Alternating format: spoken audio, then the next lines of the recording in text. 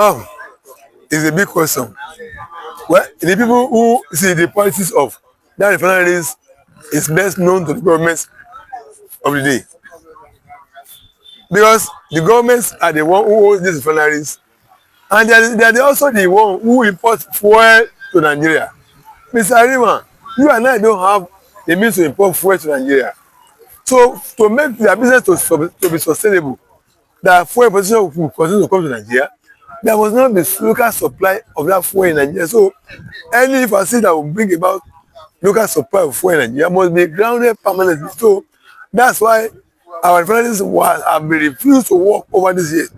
The people in government who are the owners of refineries abroad, who are bringing fuel to Nigeria, by exposition, in form of exposition, they must consider, they must make sure that local source of production and supply must not be allowed to come on stream. That will just happen because they are the one behind this. They own the refineries abroad. They are in charge of petroleum product importation to Nigeria. So why would they allow local supplies to come into existence? Once that comes to existence, that means their business will be out of they'll be out of business. So it's better that they keep Nigerian refineries out of business permanently, perpetually. So if you are looking for people who do not allow our refineries to work, beam your searchlight on those who are behind importation of local petroleum products to Nigeria. So that's why 18 billion so far spent has gone down the drain. So it's a deliberate attempt to make it doesn't work. So that there's sustenance of fuel imposition can be on. And that's what happened. So but well, if government has now seen that there's no point continue wasting government resources on this, well, I would suggest that instead of outright sales, let it be privatized. But there's a difference between sales and privatization. When you privatize, you reduce your stake on it, you reduce your equity on it. That is, you hold lesser equities, lesser share of the something. When you put on stock exchange, you throw it up in the form of shares. People come and invest in this. They will buy a majority share, while government will hold lesser share. That's what I agree it should be done, not outrightly. There are still places of government institution all over the world. I will not support that government institution of like NNPC should be so attractive to people. No, let the government ownership still remain, but let the equity government is holding in it reduces. Let them have lower percentage of equities, shares, maybe 30%. Sell 70 to the investors locally and internationally. And when you are making that bidding, make the bidding to be competitive locally and internationally. Let bidders all over the world come and bid for it, and let the bidding process be transparent. Open the bid before each bidders, so that the higher bidder pick it up. Then, by the time they begin to bring their money to it, with government owing lesser share, lesser equity in it, what they are saying is moribund cannot work. You see, it's working because these are private owner now. They will not allow their money to go down the drain. But as long as remaining government, Nigerian government equity, Nigerian government fully owned, it will remain unworkable. Don't forget there are other government institutions that work all over the world. Saudi Aramco works. Brazil, petroleum industry, petroleum. I have just told you the people who are behind it, who are behind importation of fuel, they are the one that is grounding workability of Nigerian refineries. They will make sure that Nigerian refinery does not work so that they can be able to bring this local foreign supply, foreign importation for us to buy. Because the moment Nigerian refinery begin to work, their quota of what they import will reduce, or they may even be out of business. So look into government areas. Those are the ones you can fish out as one behind the Nigerian refinery not working. Let's talk about this lovely morning. The PDP, that is the party, but then 2027 Southwest PDP rejects Atiku Obi El-Rufai coalition. Osun chair dares 3 senators, 8 reps to defense. Rain causes. That one is how can you be raining causes on people? If they want to go, everybody have the right to do what they want to do. But Makinde is saying that who are these people in this coalition? They have been in some parties, whether PDP or APC. Before. That every time they move from one party to another, they repented or changed, or they have something new to offer to the people. Yes. What do you have to say? Of course, there are no new people. It's El-Rufai, a new person. Is Agbeshola a new person? Is David Mark a new person? What is new about them? What have they brought up to the table before that they are now bringing? What is the new thing? There are people that are afraid out of power. They are just being driven by selfishness. None of them is. Look, the so-called coalition they are bringing up is for their own selfish interest, not for Nigerian interest. David Mark, El-Rufai, Agbeshola, and the rest of them. Don't you know don't you know the antecedents of El-Rufai? What is new about Agbeshola? The one who changed government school in Osun State to traditional one. If you're a traditionalist, draw traditional attire to school. If a Muslim man, wear your if you're a Christian, wear your it's your gadu. That is what's new about them. They are not new people. Yes, back then I said it all. And what are the new things they are bringing upon to the public? We know them. They are the same old character. Atiku was formerly VP of PDP. El-Rufai was the former FCC minister or the PDP. Now he moved to APC. Now he's this now. They are the same people. They are new people that does not change their skin. There's nothing new about them. They are nothing they are bringing on board. They are people that are afraid out of power. So once they are out of power, they can't be comfortable.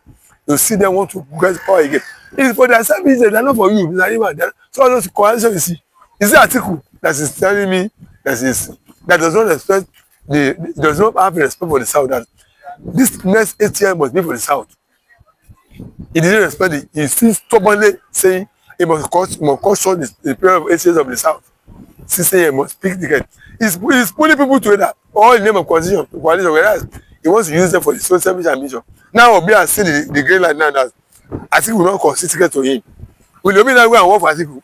Or will Obi, who did not have any structure, who came second, will now drop from first position, go and now be serving Atiku again as the vice president? So they are all there. They are all about their selfish interest. They are not asked for anything. They are not asked for Nigerian interest. So that's why what Makinde said about them is correct. They are not new people. Nothing is changed about it. Nothing has changed. It's the same old folks, best of the same old folks, flocking together to grab power for the selfish interest. They should stop telling us noise. They not.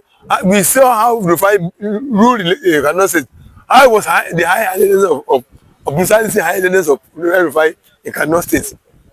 And then we saw the remark who said telephone is not for poor men. When was the Senate president? Yeah. So, you know, these are. I don't know why these people are coming here. No, they are not coming to us. They saw us. Let's continue this lovely morning. That's it. They are not. They are the same people. Sanwo-Olu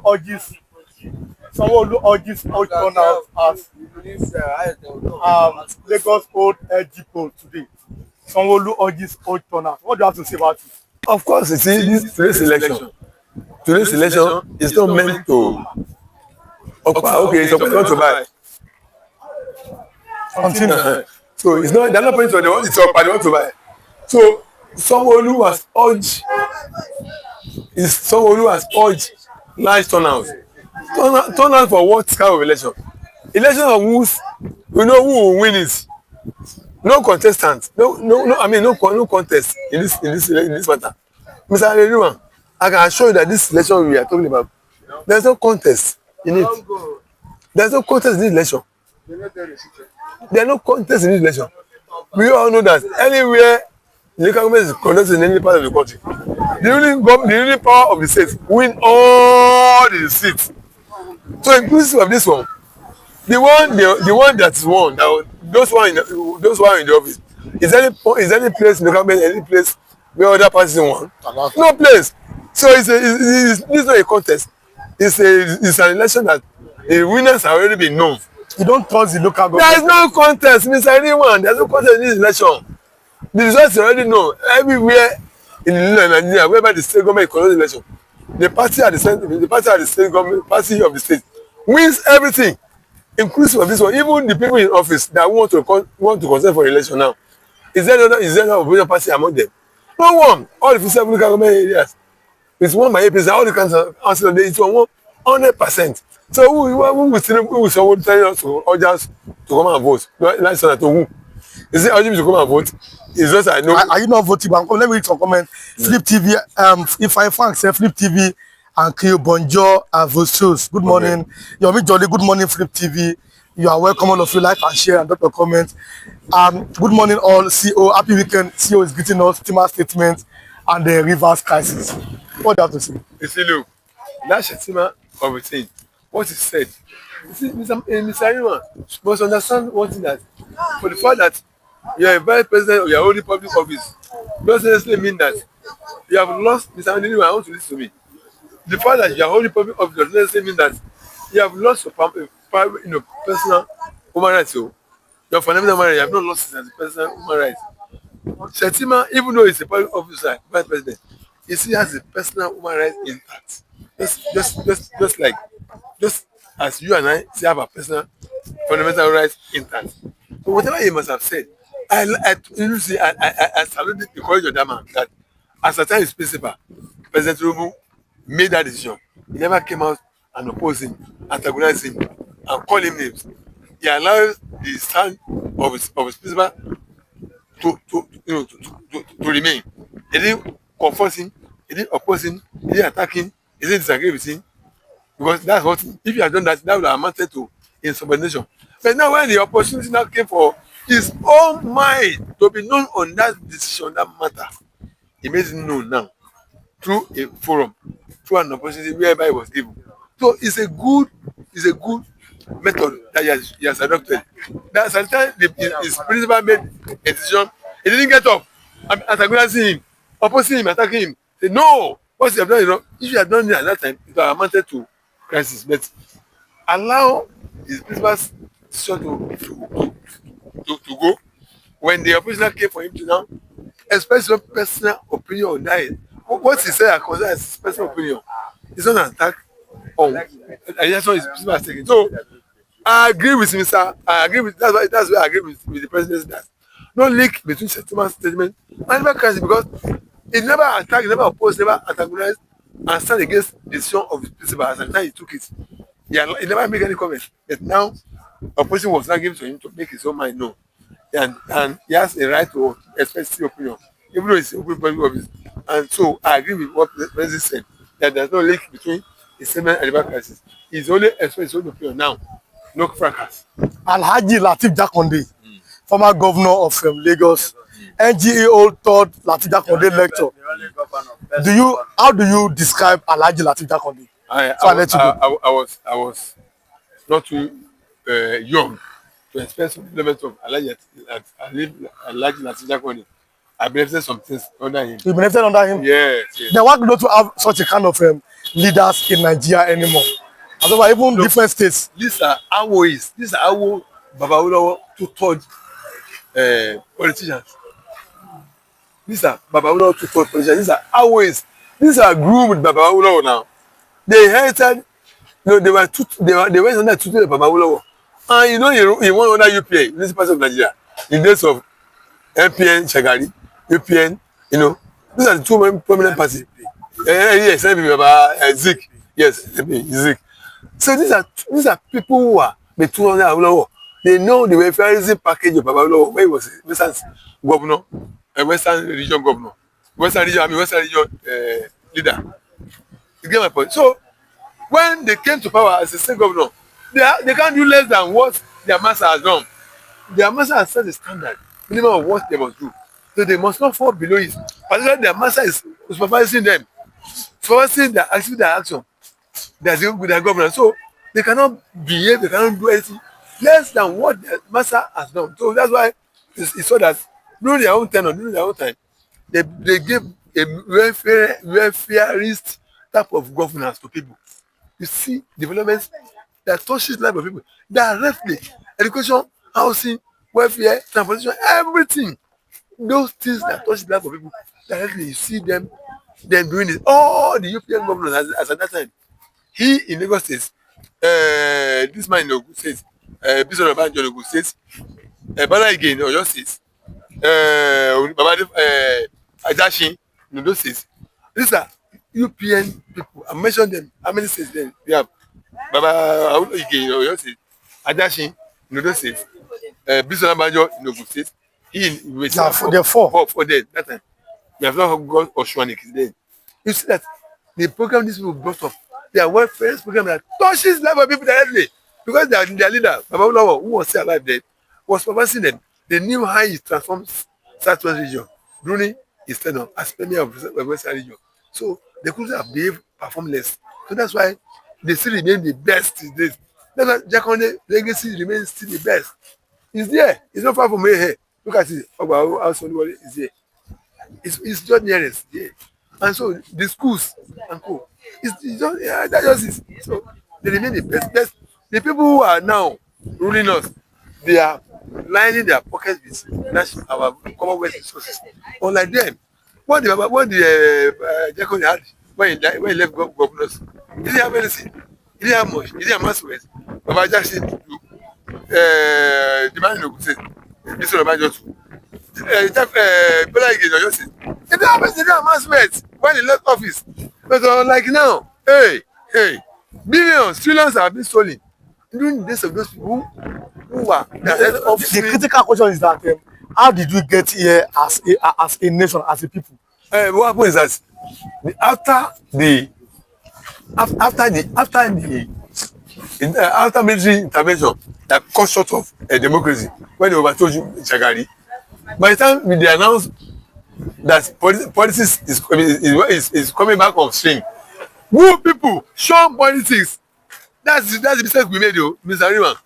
Who people shun politics. It's a dirty game. They didn't allow it. They didn't join politics. If people had joined politics at the time we started politics again, 1999, Ganifa Emi and the rest of them, human rights activists, in fact, they even regretted this, that they would have taken up the courage and, fill up the space when the political. Now, this is a constitutional review. Let our vote count. This is coming from Nigerians are demanding that. Call for real electoral reform. Says power must shift from Abuja to the people. Ensure fiscal autonomy. It's not to 1960 constitution. Nigeria Delta test FG. Restructure now or risk collapse. Southeast others won. From north to south, stakeholders ask for power shift to regions. This is Mr. Rima. That is what we are talking about. The way Nigeria is structured is not allowing us to progress. We are being held down, we are being tied down. Let the power of the system become reduced. Let every region, let every entity call Nigeria. Let every entity call Nigeria. Every entity. Okay, let every entity now make up Nigeria. Let them agree together. There must be a definition of how we are coming together, of our existence as a country. Yoruba never said now with Igbo, say they want to form a country now. Where they didn't sit down and have that discussion.